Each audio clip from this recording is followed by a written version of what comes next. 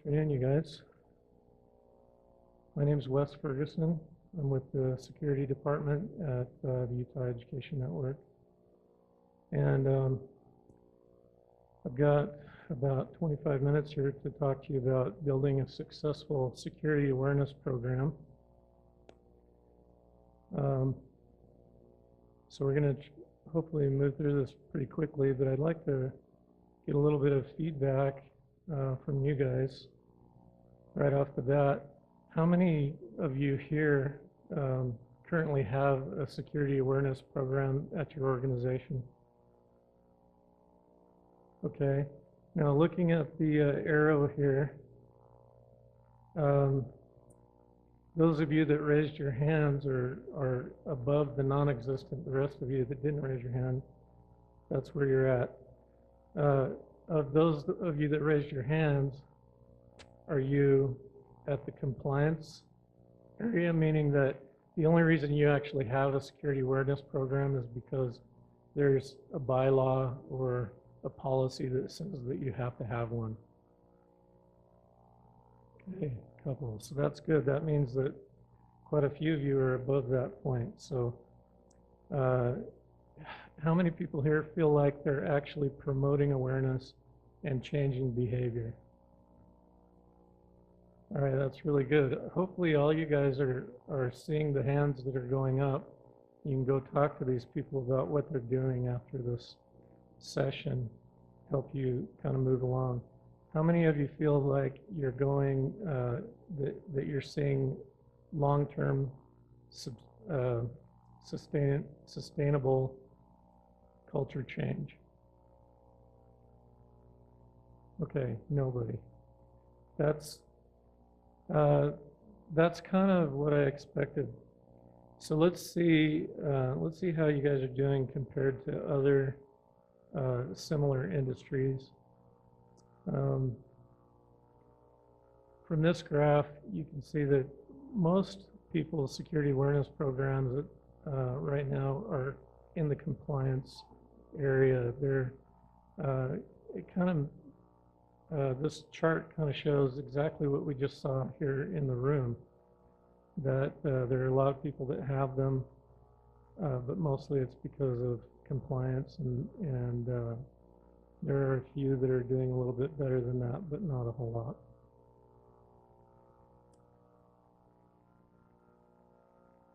So why is security awareness so important? We kind of all know the reasons for this. If you work in the security industry, you know that phishing is a big problem, that just general awareness and lack of understanding by the people in your organization are causing, some security risk. Social engineering, just general mistakes, so on and so forth. So, but these top two, the phishing and the general lack of understanding, is probably the biggest problems that we have in the industry right now. So those are probably the places where we should be focusing a lot of our attention on in a security awareness program.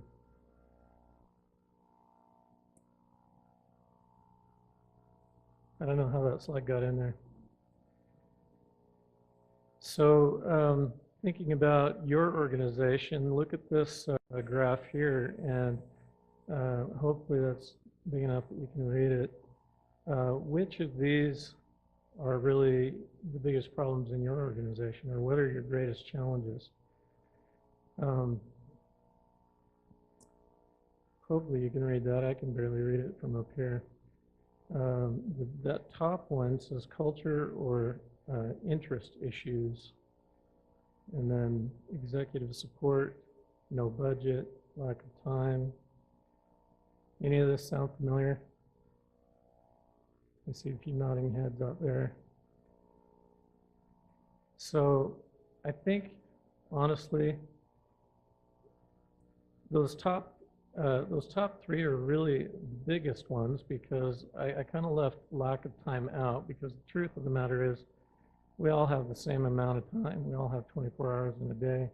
What we're talking about is um, dedicated time, time that we're actually allowed by our organizations to spend on a program like this. And that kind of loops back up to executive support. So really, we need to focus on these top three. This slide's maybe a little bit redundant, but one thing that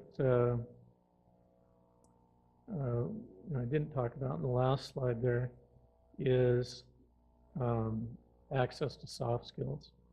So a lot of you are probably like me.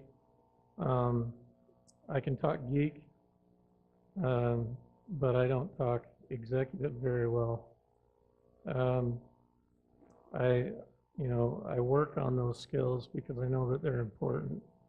But if you are one of those kind of people that can't seem to break out of the geek speak mode and be able to tell your story to leadership of your organization in a way that they can understand, then you really need to focus on finding someone who can. At UEN, the security department does a lot of technical assessments, security assessments, and penetration testing. And I've been lucky enough to be part of several of those over the last year. And it's really interesting when we're, doing, especially when we're doing like technical assessments, because those consist of interviews with people in the organization from the very top level all the way down the ladder. So, and what we tend to find is that the top level management, when you interview them about how they feel technology is working in their organization, a lot of times they say, oh, it's great. We have a great IT staff. They're doing a super job. We love them. And then you go down to the next level and you hear things like, well, the IT staff works really hard. We really appreciate their efforts, and they generally have good turnaround time. You come down another level and you hear things like, we have a lot of problems with our systems that the IT people don't seem to understand, how to fix them, or there's a lot of processes that are not working. And then you go down a level and you start to hear things like, the upper level management just doesn't understand what we need to do our jobs, and we can't get anyone in the IT department to pay attention to us. And you go down a level and you hear, as you go down, you hear more and more negative things. And I think that this happens to an extent. We can cause that problem ourselves because, of course, we want to keep our bosses happy, right? And there's nothing wrong with that. But also, as you kind of go down the ranks, you start to lose. There starts to become a chasm between the different employees in the organization, and communication is not happening.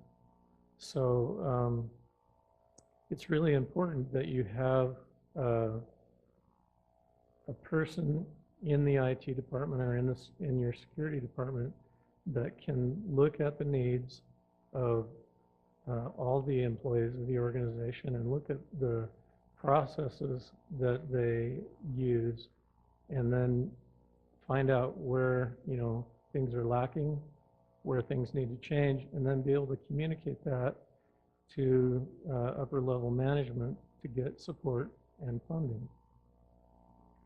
And it's that's a little bit wider. What I'm talking about is maybe a little bit wider scope than just talking about a security awareness program, but it absolutely applies when you're trying to build a successful security awareness program. So to get support to do a security awareness program, there's a couple of things that you should do. Number one, you should go and ask for it. But when you ask for it, you have to make sure that it's presented in a way that it gets the message across correctly. So there's a couple of recommendations, and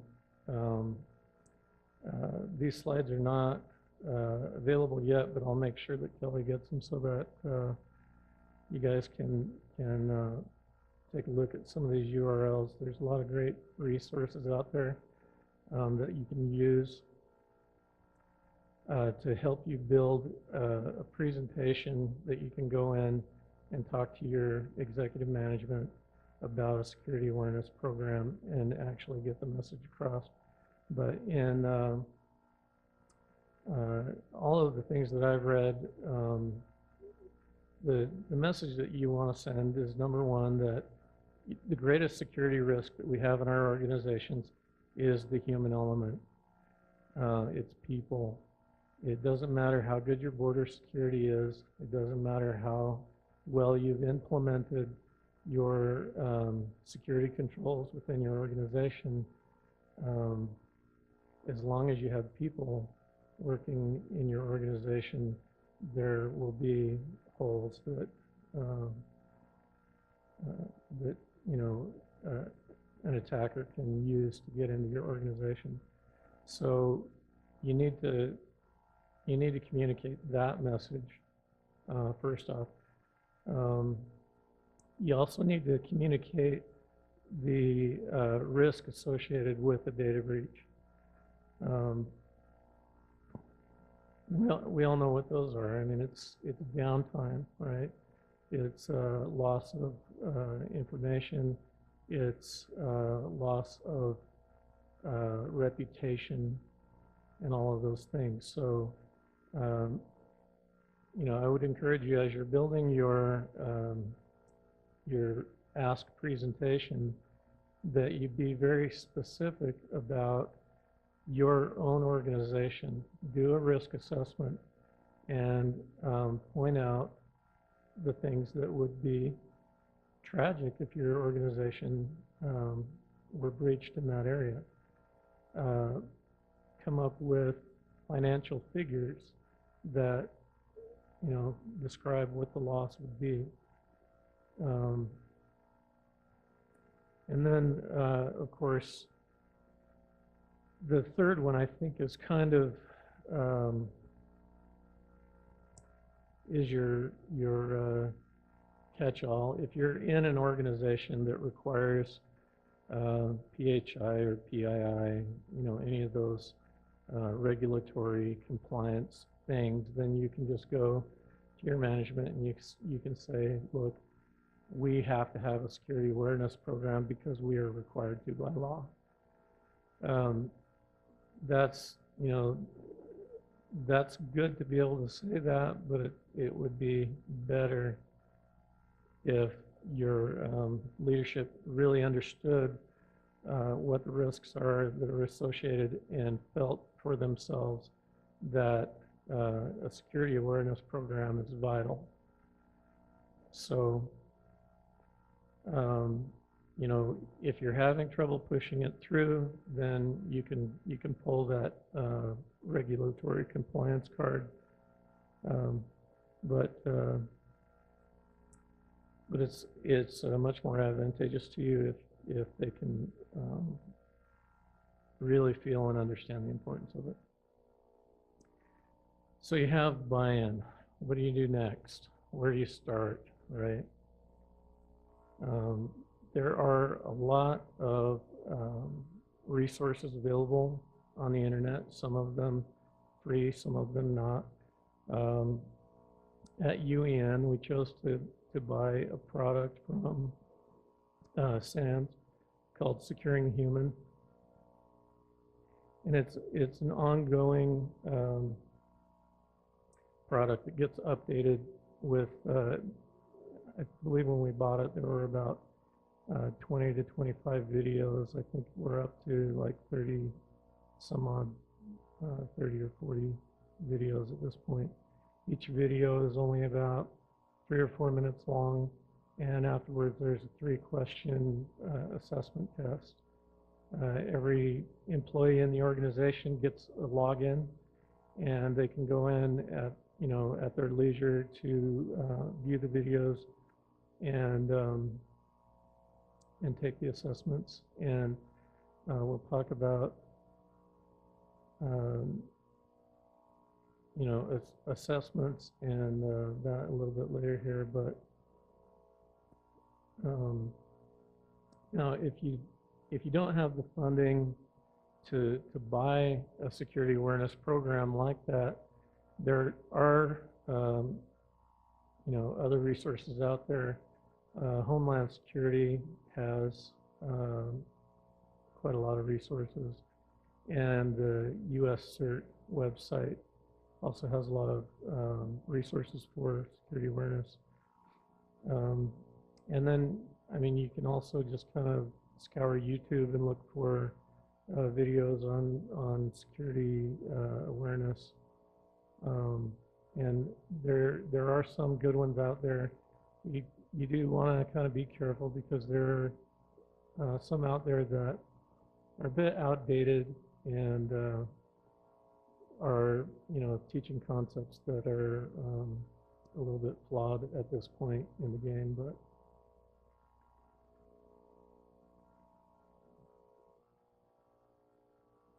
okay, so measuring results. It's really important that part of your security awareness program is to measure what impact the program is having on your organization.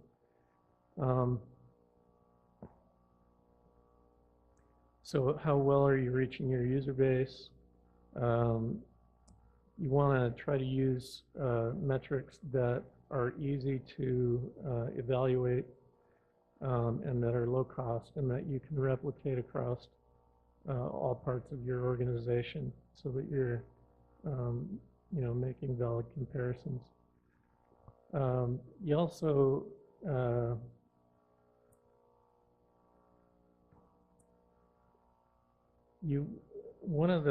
I think one of the critical things that you need to look at when you're looking at measuring results is this program actually changing behavior? If you're not changing behavior, then you're not making any progress. So that's really important. However, I would caution you to be careful that as you come up with your metrics, that you try to use metrics that will give you a positive outcome rather than a negative outcome. Okay, you want to look at how many people in your organization are succeeding, and tell a story that will have people in the organization feeling good about the progress that they're making. Not metrics that will say, you guys are failing. That's not going to work for anybody. So we know it's important. We understand our challenges. We obtained support. We planned our program. We presented great content. We measured our progress, and we found out that it isn't working. This happens all the time with security awareness programs. Why do you think that is? Anybody want to venture a guess? You folks that raised your hand that said you have a security awareness program, how many of you, I know a lot of you raised your hand and said you felt like you were, um, changing behavior and raising awareness. There were a few of you that didn't. So those of you that didn't, why didn't you?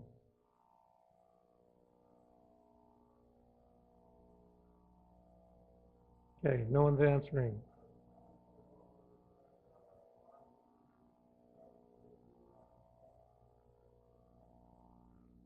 Users in the community don't see the benefit. Okay.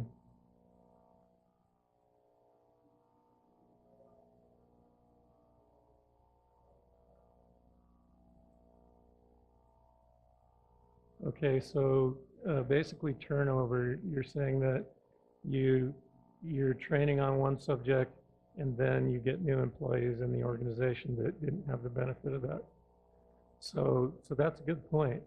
That means that we don't need to, that we should build our security awareness program to be continual and looping.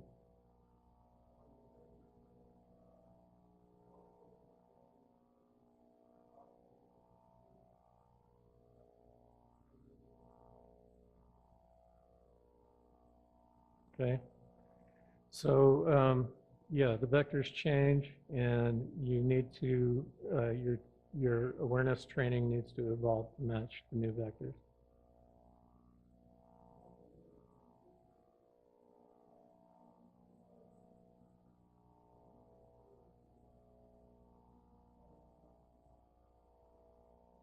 And they just don't do it. Okay. You can train them as much as you want, and they still don't do it. All right, that's a good segue. Let's move on. Anybody familiar with the Fogg behavior model? What the Fogg behavior model says is that where there is a high motivation to change, and where it is easy to change, that's where you'll see the most change. If the motivation is low and it's very hard to do, that's where you see the least change. It seems pretty obvious, like we hardly need a model to understand that, but that's what the model says. And I think it is important that we acknowledge that. So where do most people spend? I'm going to kind of bust through this. I wanted to ask some more questions, but I'm running out of time. So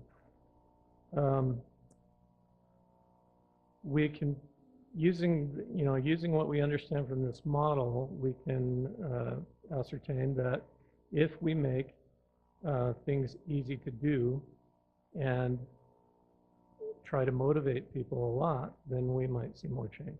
Okay. So who's responsible for this? So have you ever been sitting in a meeting and an executive walks in and says, I want to know who's responsible for this? Anybody ever? Yeah, a few of you. Have you ever been sitting in a meeting and had an executive walk in and start talking about a successful project and then say at the end, and I'd like you all to know the people who are responsible for this are, and give credit for the success of that product or that program. So it happens both ways. The thing that I'm getting at here is that to create a culture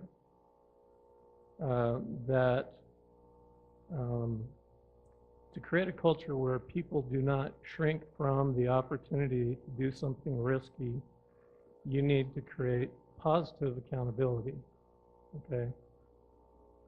If you create negative accountability, that's the who's responsible for this? I need to know who to fire, right?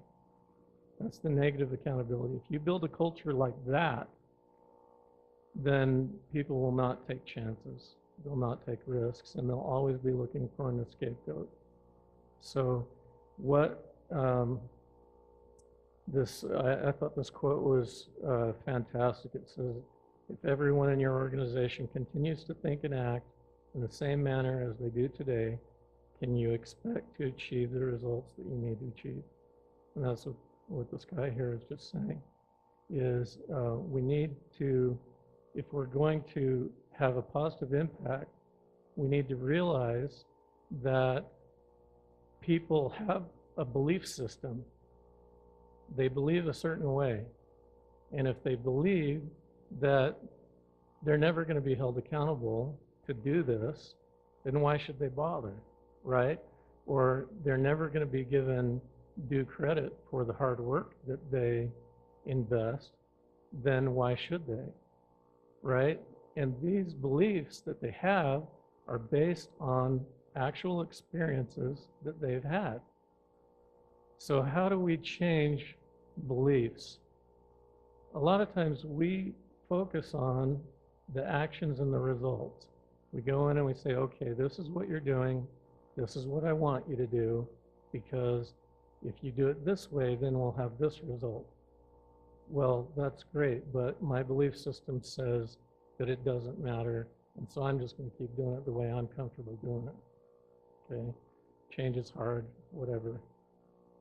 So, if we want to have a successful security awareness program, what we need to do is we need to create new experiences for the people who are participating in that program. We need to create positive experiences for them that will help them change the way they think, so that they can decide that it's worth it, that it's not that hard, I can do it, and I will be rewarded for my effort. Okay, and if we can do that, then we'll start to see results. Okay, I think the power in this presentation is this slide.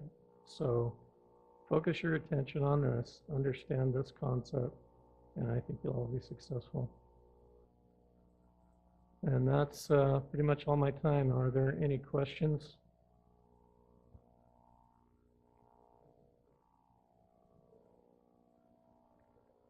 I was hoping no one would ask that question. So you're talking about this one right here. Unfortunately, we're sitting pretty much at compliance right now.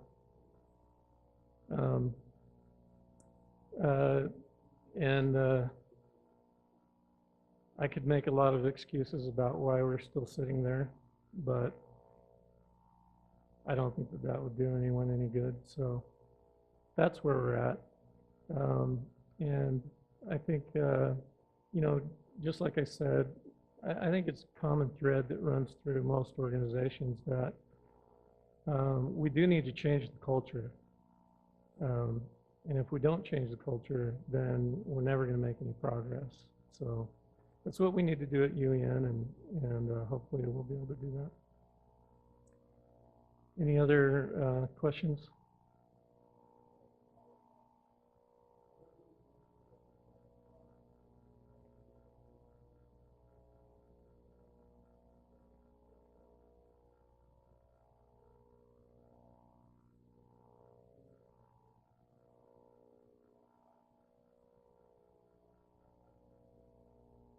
Yeah, so there are metrics, and I would just say, you know, kind of scour the web, do some Google searches, try to find some examples, and there are some metric examples available on SANS.org that you can get. But you kind of need to be creative, and you need to tailor that to your own organization and what you do, because what one metric says about this organization isn't necessarily what it says about that organization. So put some time and some thought into it and be creative about it. But on that topic, I think the most important thing overall is that you make sure that the metrics that you use will tell a positive story. You want to show, how well you're doing. You don't want to create that culture of negative accountability. You want to find a way to create a culture of positive accountability. Okay? Any other questions? All right, well, thanks very much. Appreciate you guys attending and hope you enjoy the rest of the conference.